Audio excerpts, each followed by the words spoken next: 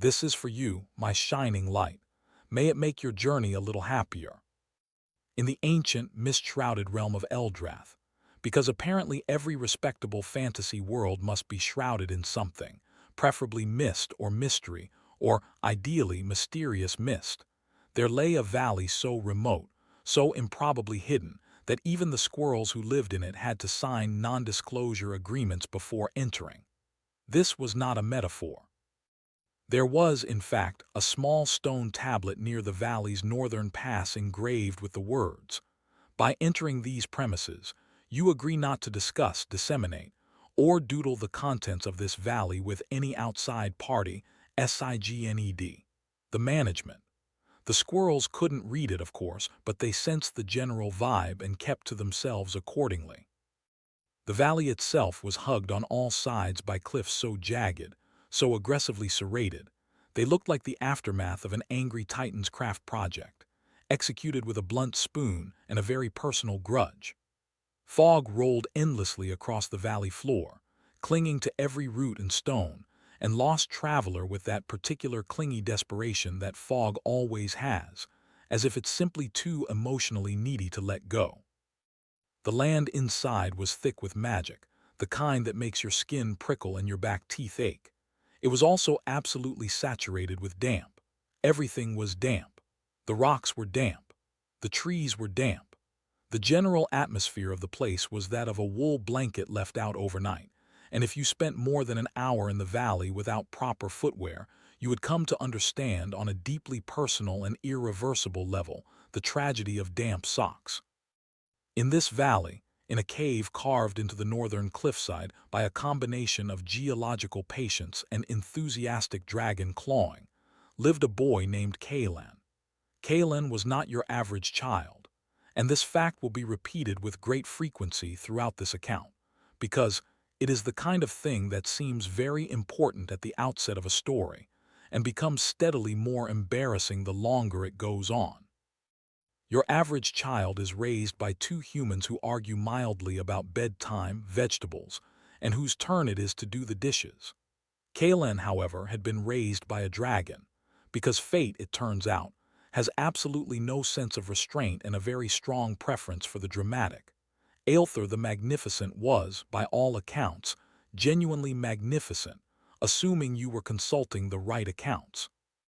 The legend said his scales shimmered like starlight dragged reluctantly into physical form, his wings could blot out the sun like a personal eclipse, and his roar could reduce kingdoms to rubble, or at least give them a very strong architectural suggestion in that direction.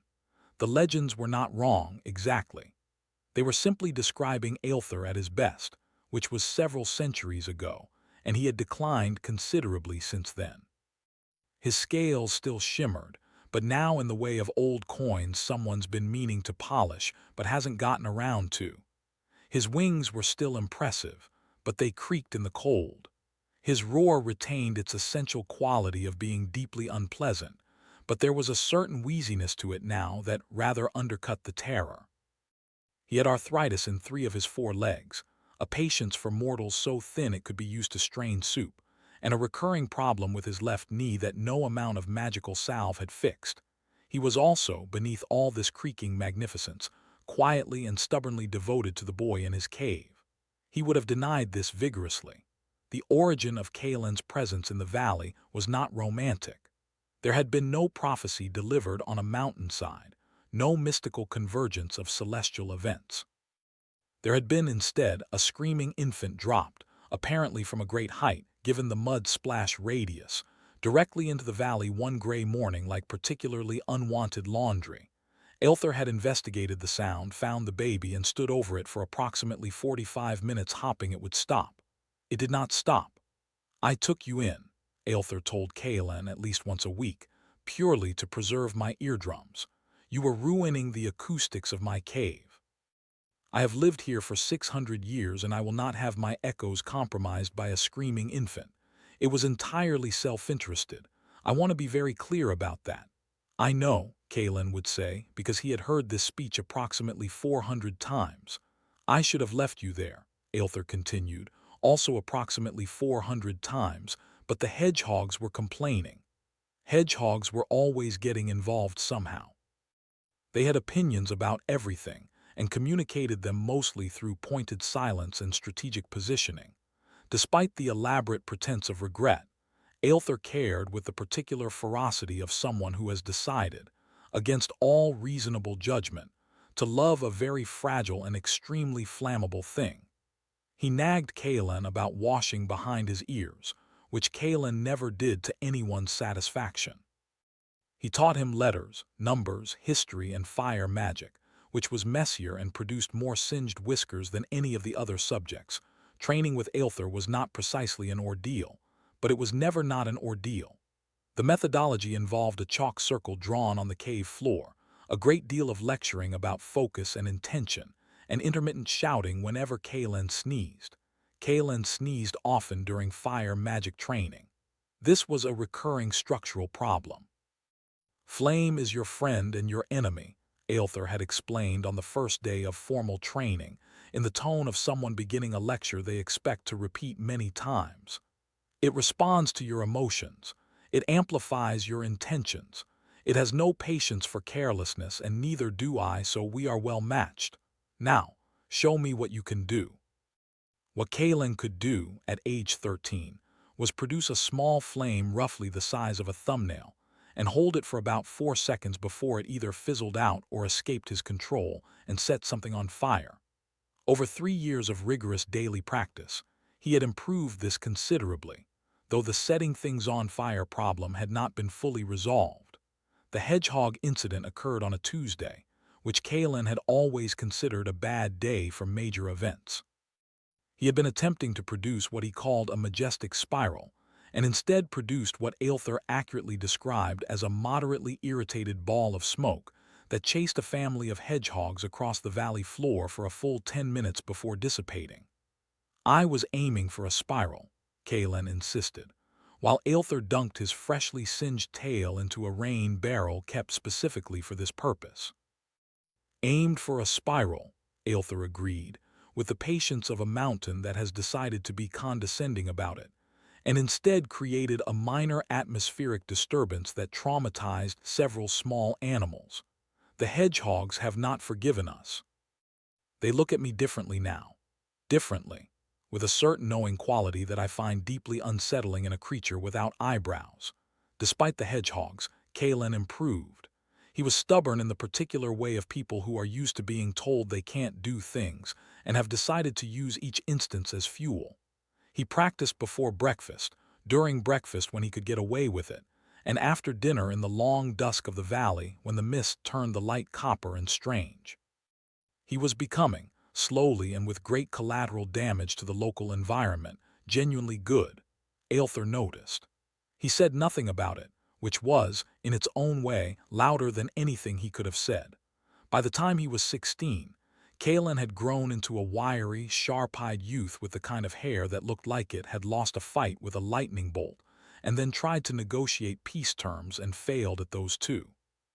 He was curious the way rivers are curious, not because he had chosen to be, but because stopping never seemed to occur to him as an option.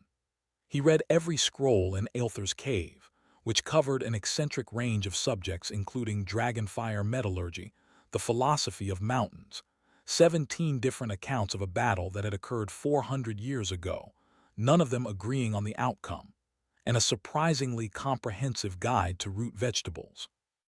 He also possessed a smile that communicated, with remarkable efficiency, the message. I did not mean to set your chair on fire, but also I definitely did, and honestly it was pretty funny, and I think we can both agree we'll remember this day with some fondness once the smoke clears. He had never, as far as he knew, met another human being. He did not think of himself as lonely, exactly. He thought of himself as someone standing at the edge of something large, waiting for the moment when it would become clear what he was supposed to do next. Aelther, when pressed, said things like, "Your destiny is tied to this land, boy. Do not rush it." And then almost immediately, "Stop setting my curtains on fire. Your destiny can absolutely wait until after my curtains have been replaced." There were, as far as Kaelin knew, no curtains in the cave. This had not stopped Aelther from making the point approximately 6 times. The adventurers arrived on a Wednesday, which was marginally better than a Tuesday but not by enough to matter. They had been traveling for 3 weeks, 19 days longer than originally planned. Farron the Glorious had refused to ask for directions at the crossroads outside Meldhin, on the grounds that asking for directions was something done by people who did not know where they were going, and he, Farron, always knew where he was going. This position became harder to defend as the days stretched on, but Farron defended it anyway, Grumley, a stout, enthusiastic man with a beard that operated as a secondary storage unit and opinions about cheese that bordered on the theological, had extended their journey by approximately 4 days through his insistence on stopping at every roadside establishment that displayed any evidence of regional dairy production. "You cannot understand a land until you have tasted its cheese," he explained each time to no one who had asked. By day 18, everyone in the party had developed a complicated relationship with the word cheese. Sybeth, the group's mage, had miscalculated a shortcut spell on day 9. The spell was theoretically designed to fold geographic space in a helpful direction.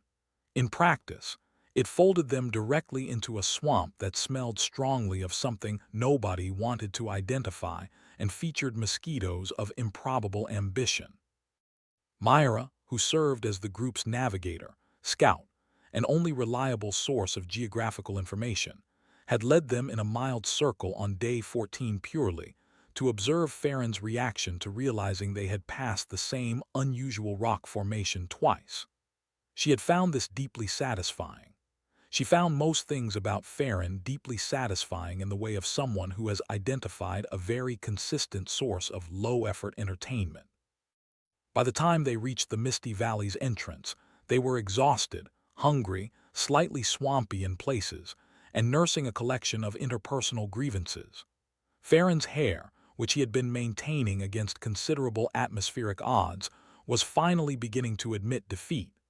"Adventurers," Farron announced, stepping through the valley entrance with the full force of someone who has been storing that sentence up for 3 weeks. "Behold the lair of destiny." He stepped forward dramatically, with the confident stride of someone who has not yet noticed the route. The route was there. It had been there for approximately 40 years. It was not hiding. Farron went down face first into the mud with the particular totality of someone who has committed fully to a trajectory they can no longer alter. The sound was comprehensive. The silence that followed it was respectful, in the way of people who are trying very hard not to laugh while also completely failing. Myra began clapping slowly, with great deliberation. "Truly," she said, "destiny has chosen wisely." Grumley helped him up and produced a wedge of something semi-hard from a pocket as consolation. Sybeth, attempting to be helpful, cast a cleaning spell in Farron's general direction. The mud vanished, but Farron's breastplate emerged from the process the precise color of an enthusiastic strawberry tart. Farron looked down at himself for a long moment. "Why," he said, with the careful enunciation of someone who is extremely upset and choosing their words very deliberately, "is my breastplate the color of a strawberry tart?" "Rose gold," Sybeth suggested, hopefully. "Heroic rose gold." "On the positive side," Myra offered, "you'll be visible in the fog." "We've been losing you in the fog for 3 weeks, so this is actually an upgrade." "Is bubblegum," Farron said. "I am a renowned warrior and I am standing in a mystical valley wearing bubblegum." "The bubblegum is very shiny," Grumley offered. "Reflects well. Good for intimidation, possibly." "Nothing about this is good for intimidation," Myra said. Kalen was toasting a marshmallow on his thumbnail flame, a skill that had taken 2 months to develop when he heard the noise. Distant shouting, metallic clanging, and what sounded like a sustained argument about the precise definition of rose gold. He extinguished the flame, marshmallow untoasted, and crept to the cave mouth. Below, 4 humans were standing in the valley's lower meadow, staring upward at Aelther, who had landed with the dramatic thud of an elderly but still impressively large dragon. The thud had been accompanied by wheezing, which somewhat undercut the drama, but Aelther had managed to recover into a posture of threatening authority with the practice of long habit. Stay hidden, Kaelen. Aelther's voice in his mind was the old thunder, deep and certain as bedrock. This is not your fight. Kaelen considered this. He was 16, stubborn, had been practicing fire magic for 3 years, and had been waiting his entire life for something to happen. He stepped out of the cave. "Stop!" he shouted, with the full force of someone who has been rehearsing exactly this kind of entrance for approximately 4 years. He raised his hands. A flame danced at his fingertips, then wavered, hiccuped, and went out with a small, disappointed hiss, like a candle being informed that the party was actually cancelled. There was a silence. "Achem," he said. Farron squinted. "Is this child part of the treasure hoard, like a collectible?" Myra added, not unkindly, though she was already clearly enjoying herself. "Rare Dragon Boy, now with flaming fingertips when they work. Limited edition. Comes with cave and general attitude." "I am not part of a horde," Kaelen said. "I am a person with a name. I am Kaelen." Kaelen grumly repeated, producing a small notebook. "Interesting. Any last name, point of origin, market value?" "There is no market for me," Kaelen shouted, which, in retrospect, was not the most dignified sentence he had ever said. "That's exactly what all the valuable ones say," Myra murmured. "It's part of the appeal." Aelther stomped forward, wings unfurling to their considerable span, and planted himself between Kaelen and the adventurers. "Back away," he said, in the voice that predated kingdoms, "from the boy, you ridiculous creatures, or face the wrath of Aelther the Eternal. Eternal in the sense of still being here when everything else has had the basic courtesy to either improve or die." "I am Farron the Glorious," Farron announced, drawing his sword with a flourish. The strawberry-tart breastplate glinted in the mist-diffused light. "I have crossed 3 kingdoms, navigated a swamp, and suffered the loss of my breastplate's dignity for this moment. Prepare yourself, ancient beast. Your armor," Aelther said, after a pause of genuine consideration, "is the color of embarrassment." "It's heroic rose," Farron started. "Bubblegum," Myra said. "It is the color of a mistake," Aelther said. "I have been alive for 600 years, and I have seen many mistakes. I know what they look like. Your chest is displaying one." What followed was, by any objective measure, not a battle. It was an argument wearing battle's clothing and hopping. Nobody noticed the difference. Kaelen stepped forward again and raised his hands. A small flame appeared, respectable, thumb-sized, not doing anything dramatic but at least present. "I demand to speak," he said. Farron frowned. "Is he some variety of chosen one?" "His fire went out the first time," Myra pointed out. "I wouldn't go too far with the chosen one framework just yet." "I am absolutely a chosen one," Kaelen said, and then, slightly more quietly, "Probably. Aelther implies it sometimes and then changes the subject to curtains." "There are no curtains in that cave," Sybeth said, with the alert interest of someone tracking a logical inconsistency. "I know," Kaelen said. "He knows. We have an understanding. He's been raised by the dragon to be a weapon," Farron declared, pointing his sword with renewed purpose. "Trained from infancy, raised in secret. I have been in this valley for 600 years, Aelther said. In that time I have reorganized my armor collection, developed an extensive opinion on root vegetable preparation, and raised one moderately combustible human child. If that is your natural order's worst problem, your natural order is doing fine," Kaelen brightened. "Do I look like a weapon? What kind of weapon?" "Something flaming." "A flaming sword, that would be. You look like a child who failed his campfire merit badge," Myra said flatly. "The flame went out the first time. You are not a weapon, you are a work in progress." "Kaelen," Aelther said, in the voice that could have stopped a river. "I'm building suspense," Kaelen said, in the voice of someone who is not currently building suspense. "Then build it faster," Aelther said, "because the fog is coming in and my knee is aching and I would like to be done with this before dinner." Sybeth raised her hand. "Are we in danger? I'm asking for scheduling purposes." "I think the danger is more philosophical at this point," Myra said. Grumly, Myra said, without looking away from Kaelen. "Are you eating cheese right now?" "Keeping my energy up," Grumly said, from slightly behind everyone else, in the tone of a man who has fully accepted that events are happening around him and has made his peace with them. The thing about Kaelen, the specific and particular thing that Aelther had noticed and never said, and the adventurers were about to discover, was that he performed best when he stopped performing. The argument had been going for 12 minutes. Farron had made 4 more heroic declarations. Myra had dismantled each one with the efficiency of someone applying a blade to an overstuffed package. Grumley had eaten his way through the better part of a small wheel of something with holes in it. Sybeth had sneezed twice and accidentally turned a nearby rock a mild shade of lavender both times. Through all of it, Kaelin had been getting quietly, privately angry. Not furious. The screaming, explosive kind of anger that did very interesting but very uncontrolled things to his fire. Something quieter. The kind of anger that comes from caring about something and watching it be disrespected. He cared about the valley. He cared about Aelther's creaking knees and singed tail and rain barrel. He cared about the hedgehogs, even the ones that looked at them with complicated accusations in their small, eyebrowless faces. There were 4 strangers standing in it making jokes about him being a collectible. He took a breath. He stopped thinking about what he looked like and started thinking about what he meant. Enough, he said. It was not a large word. He did not shout it particularly loudly. But something in the quality of the air changed in the moment before he said it. A stillness, a gathering, the way weather feels different just before it becomes itself. He raised both hands. The flame came, not thumbnail-sized, not the polite, manageable flame of practiced exercises in a chalk circle.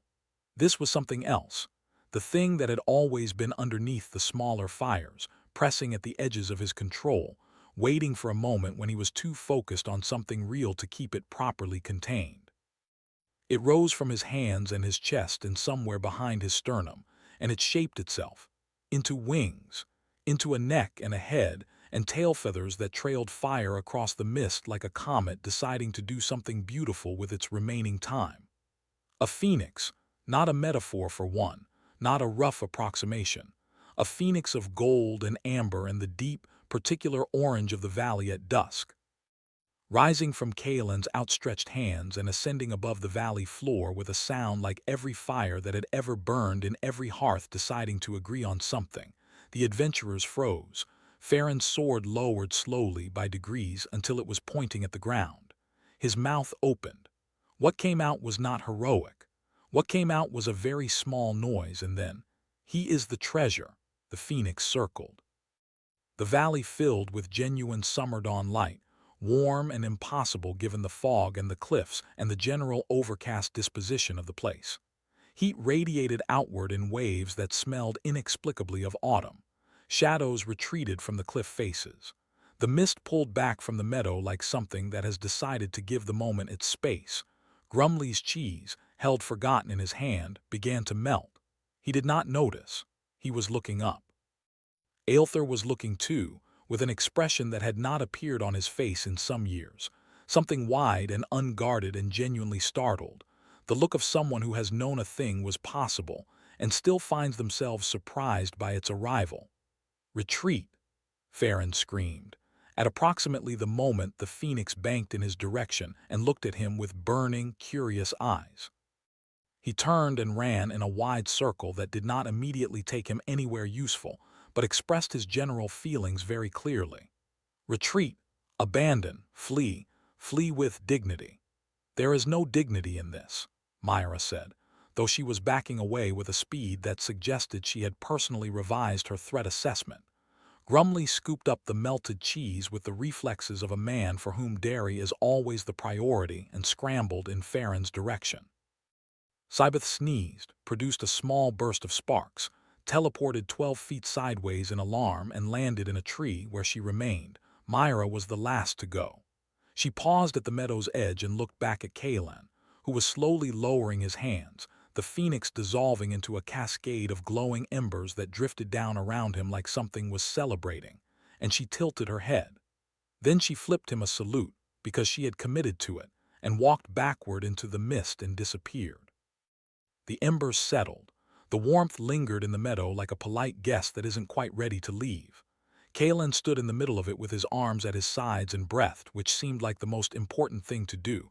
Aelther moved forward with the deliberate placement of someone moving towards something they don't want to frighten. He came to stand beside Kaelin and looked down at him for a moment without speaking. "Did you see the phoenix?" Kaelin asked. "That was me. I didn't plan that. I didn't know I could, I know, Aelther said. Did you know I could do that? A pause. I suspected you could do something. I did not know precisely what shape it would take. What did it look like? From out here, Aelther considered this with the seriousness it deserved. Magnificent, he said. Genuinely, irritatingly magnificent. I say irritatingly because I would prefer to have been unsurprised, and I was not unsurprised, and I find that I am not sorry about it, and that is the most irritating part of all. Kalen smiled the smile that meant he had definitely set something on fire and was not sorry about it. Also, Aelther added, you burned my tail again. Kalen looked. The end of Aelther's tail was smoking gently. I didn't. I am going to need the barrel. Get the barrel. You will also, Aelther said, beginning the slow, dignified progress toward the rain barrel, receive a lecture tomorrow about directional control, heat radius, and the importance of knowing where your dragon is before you summon something the size of a small house made of fire. But that is tomorrow. Tonight we eat. Kalen fell into step beside him. The valley was settling back into itself around them, mist creeping carefully back across the meadow, birds returning with opinions that suggested they had been watching from the cliff tops and had thoughts about the whole affair. From the tree at the meadow's edge, Sybeth sneezed, produced another cluster of sparks, and failed to teleport anywhere useful. She appeared to be stuck. This was, Kalen thought, her problem.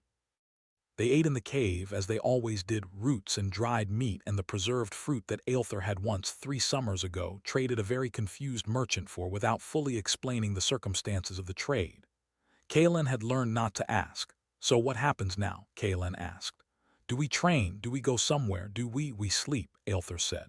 And tomorrow we train, and eventually, he paused, smoke curling from his nostrils. Eventually the valley will not be the whole world. It will just be where you started.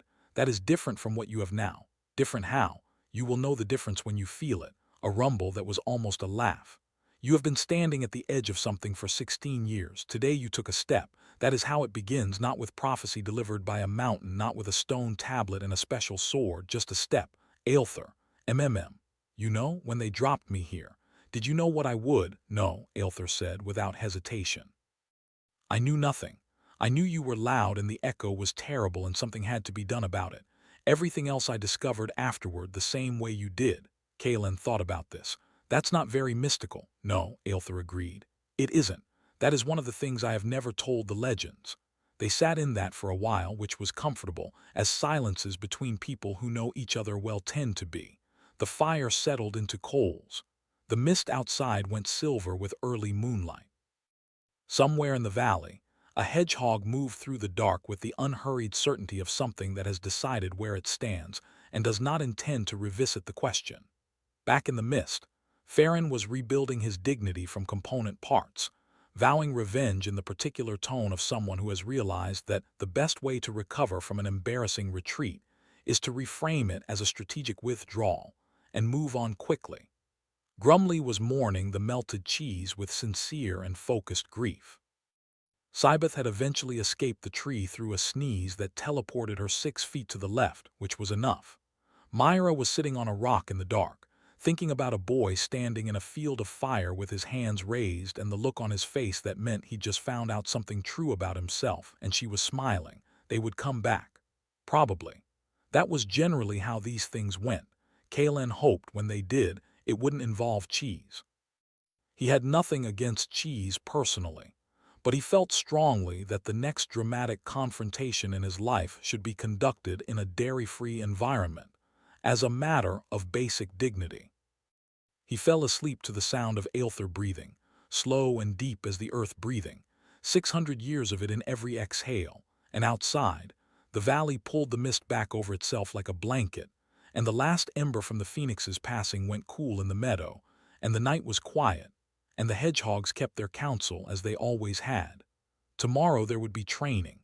Tomorrow there would be the lecture about heat radius. Tomorrow, probably, something would catch fire. Kalen wasn't afraid of any of it. He was, for the first time in 16 years of standing at the edge, ready to find out what was on the other side. Thanks for listening until the end. Please like and subscribe.